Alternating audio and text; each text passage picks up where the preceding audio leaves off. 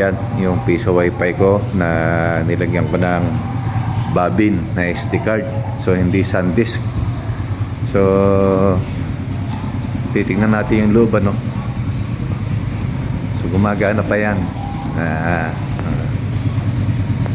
Mamaya tingnan natin para makita nyo na yung SD card na yan ng bobbin pa rin ang nakalagay simula nung ikinabit ko, no. So nandiyan yung ito yung video na yan. Yan ang first day na yan ay ikinabit ko dyan. So abangan nyo, bubuksan natin maya maya ng konti, tingnan natin yung piso wifi natin sa loob, kung yung SD card natin na bobbin ay solid ba talaga, worth it to buy na para sa ating mga piso wifi. Ito na, binuksan na natin yung ating machine. Ito yung loob ng machine natin. Nalaglag ang piso, kalaglag pa.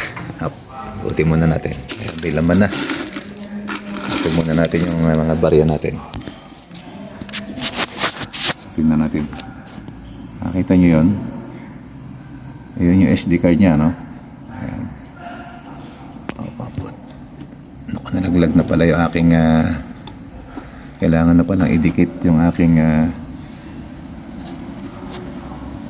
board.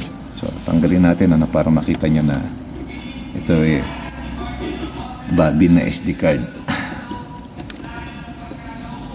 So ayan, kitang-kita nyo naman, kulay green. Tanggalin natin. So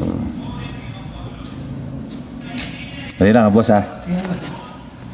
So yun, secret revealed, ha. Ito yung ating SD card bobbin, so 32 GB. So okay tayo doon.